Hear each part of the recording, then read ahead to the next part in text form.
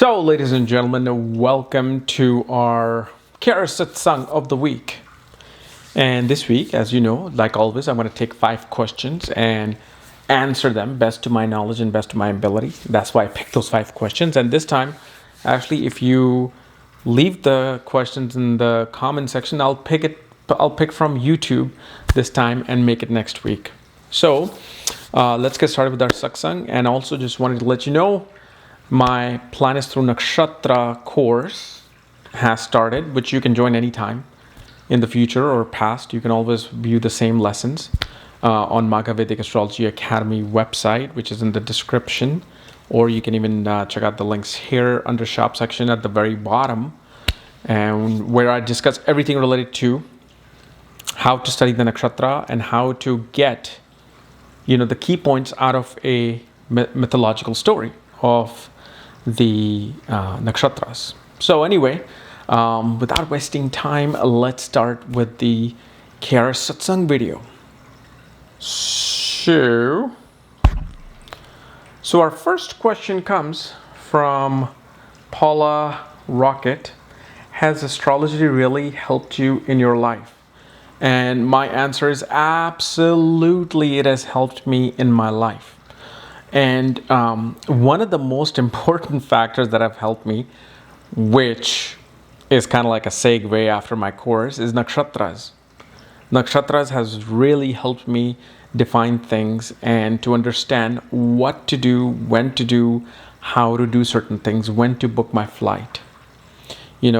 When to, let's say when I bought this house, exactly when should I contact the real estate agent, what day she should put my previous house on sale, which I made a video, I believe, last year, and I was literally in the first 3 days of my house going on sale, I got an offer. I got actually 3-4 offers. So I just picked the best one, and that's it. Usually people have to sometimes wait 6 months, 7 months, 8 months on a property, and then they have to either pay 2 mortgages or, they have to stay in that property till it sells.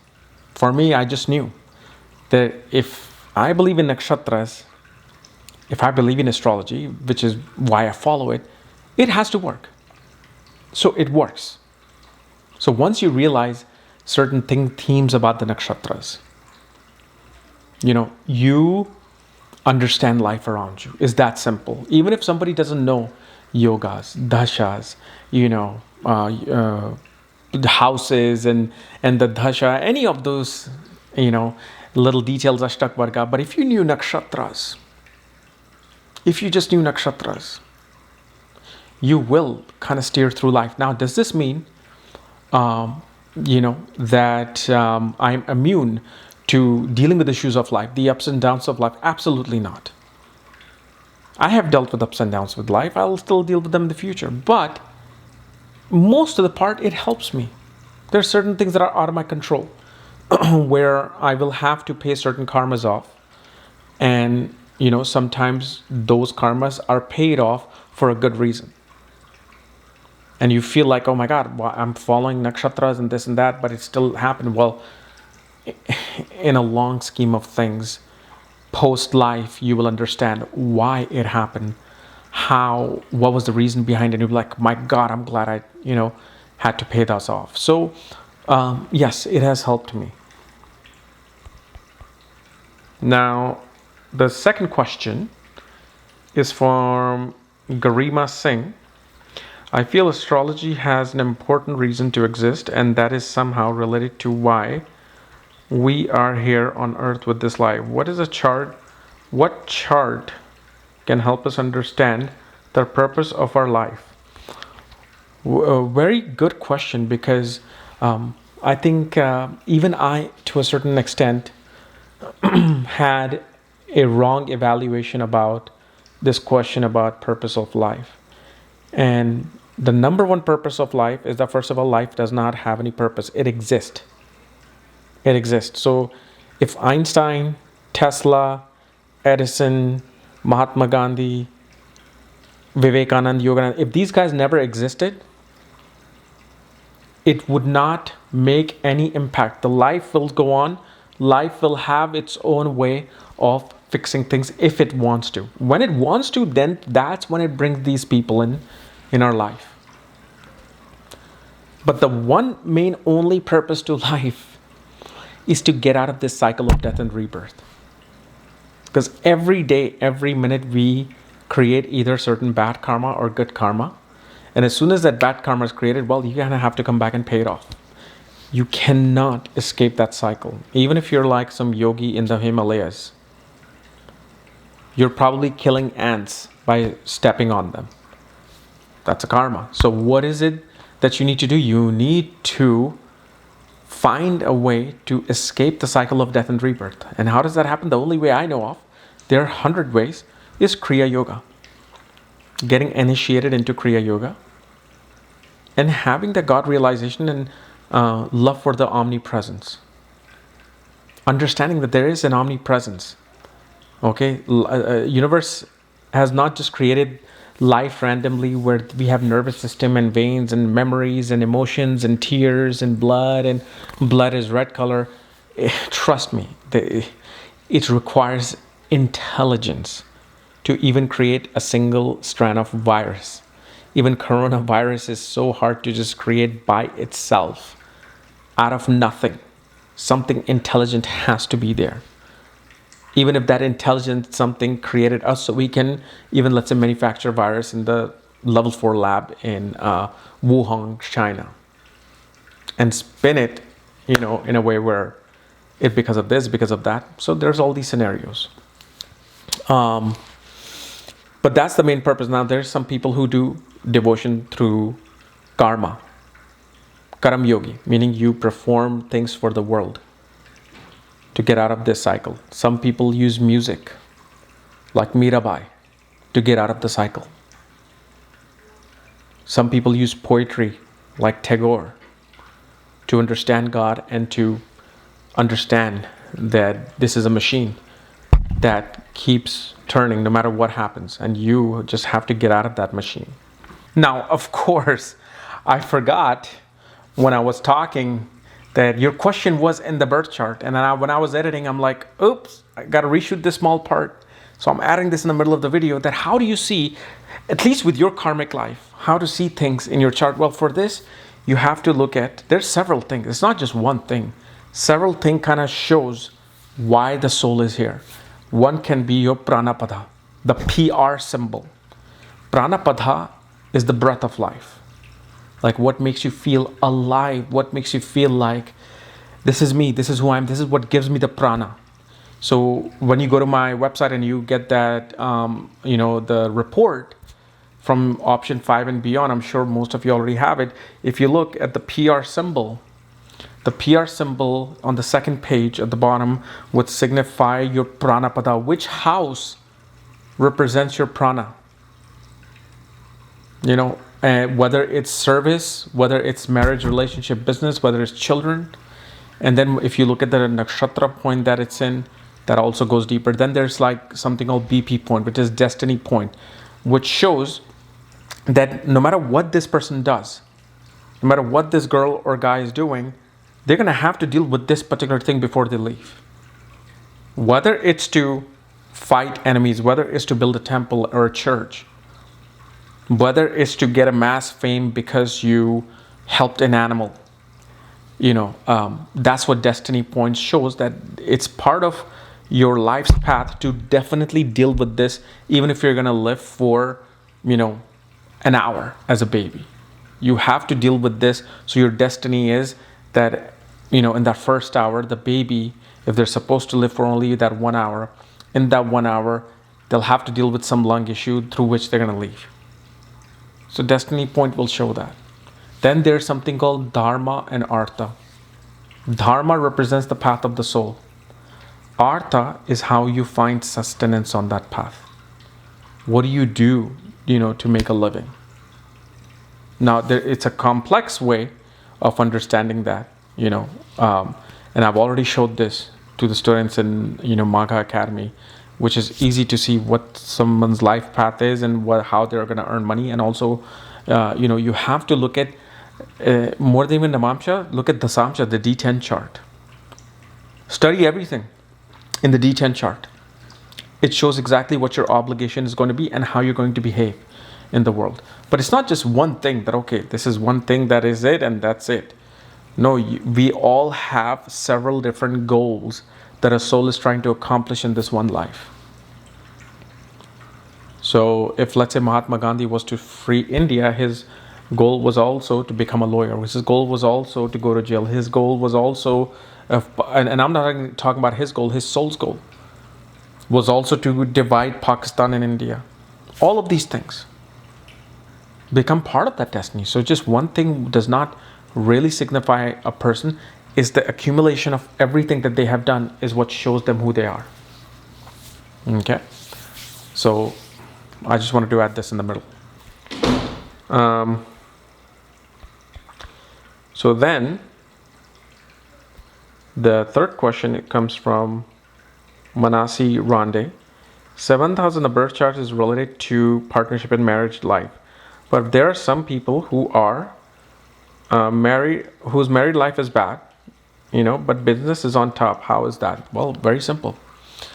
So if you're just looking at the 7th house of birth chart and to determine why this person has a bad, married life and they're succeeding in business, well, you're going to kind of run yourself into a lot of dead ends and confusion. And this is why Vedic astrology exists. This is why the divisional charts, the Varga chart exists.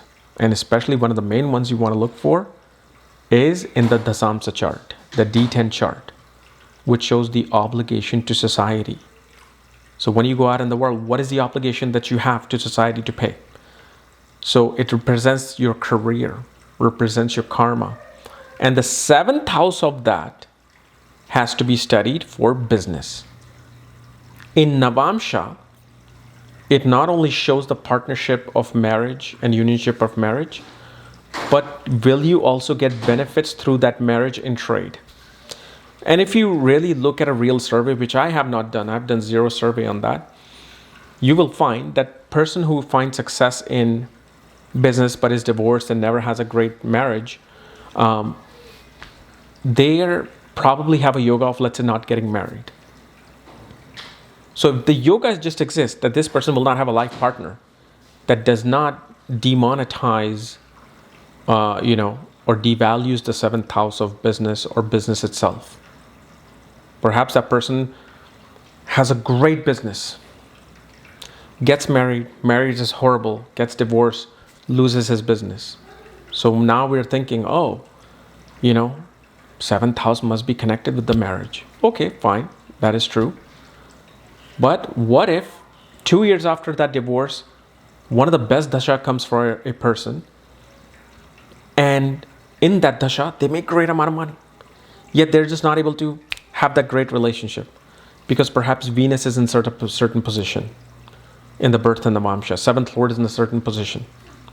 So unionship is not there, and even partnership may not be there, but the business, the ability to make a trade, sell something is there.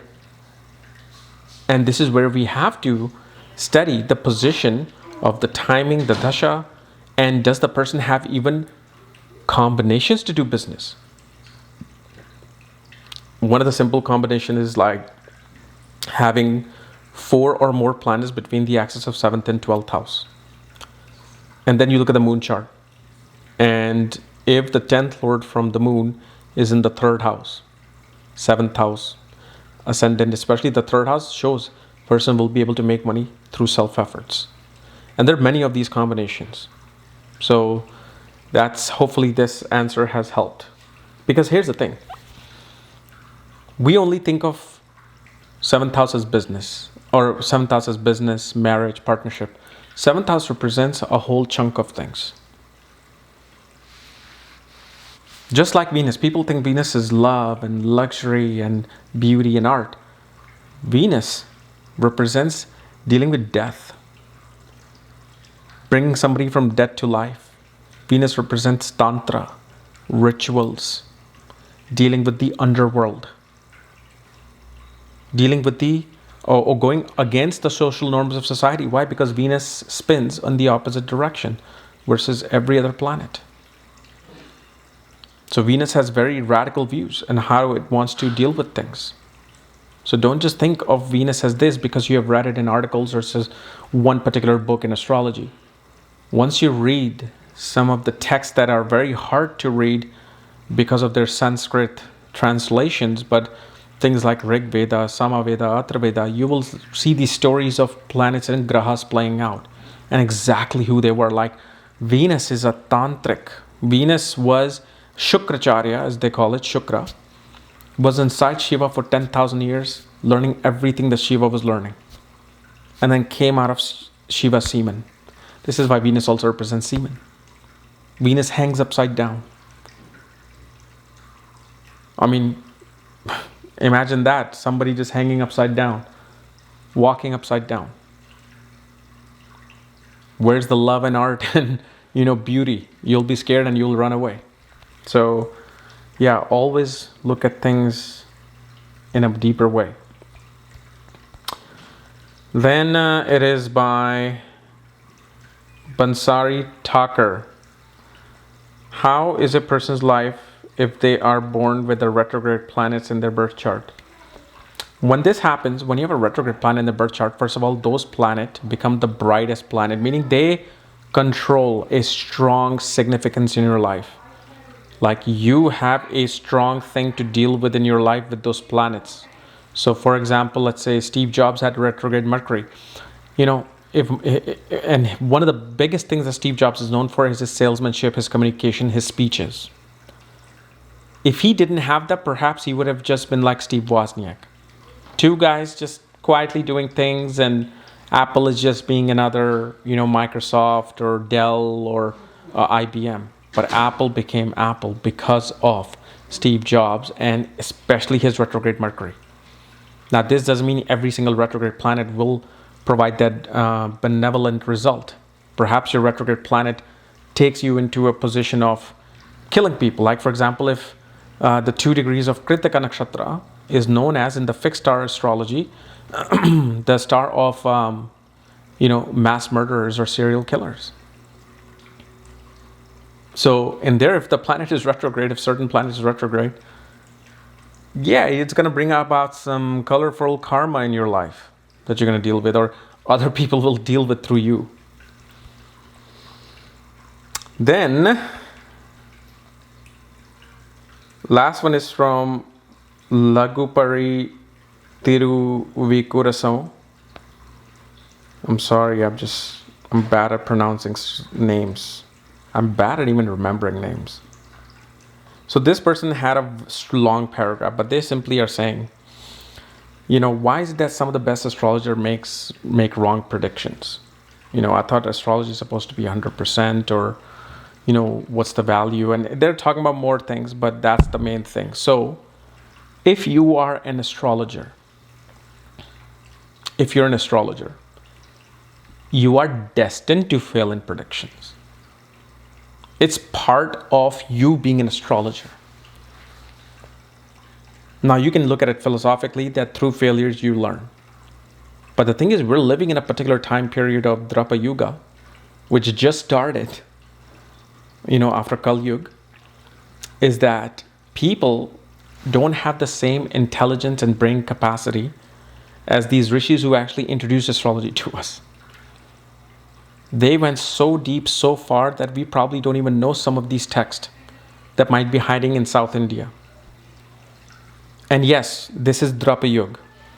Everybody has this interpretation wrong that Kali Yuga is 432,000 years long. No, those are 432,000 of Earth years. Not human years. Earth years equals to 11,000 of human years. Please read the book, Yugas by Sri Yukteswar. Because problem is, Sanskrit has, if they have one sentence in Sanskrit, that thing will have 20 meanings. And from those 20 meanings, they will have another code of 15 things from each of them. You need a super brain to understand this language of the gods known as Sanskrit. So don't go out there, start beating the same drum that everybody beats. Oh, Kali Yuga is 432 years. Kali Yuga is 432 years. Just if you feel you're a scientist and you're a scientific person, never say, I don't believe in something. Never say this is stupid. If you really are a modern person of science, and these things come up, say, okay, I don't believe in them, but I'm going to research in them. Until I do my own research and I find this conclusion, then I will say, this is stupid, this is nonsense, or yes, this is validated. This is tick. So never just say, oh yeah, you're stupid, da da da da. That means you're not a scientist, you're just a sideline spectator, just giving your comments. But astrology, some of the biggest astrologers, from B.V. Raman to K.N. Rao to anyone, they have been failed multiple times.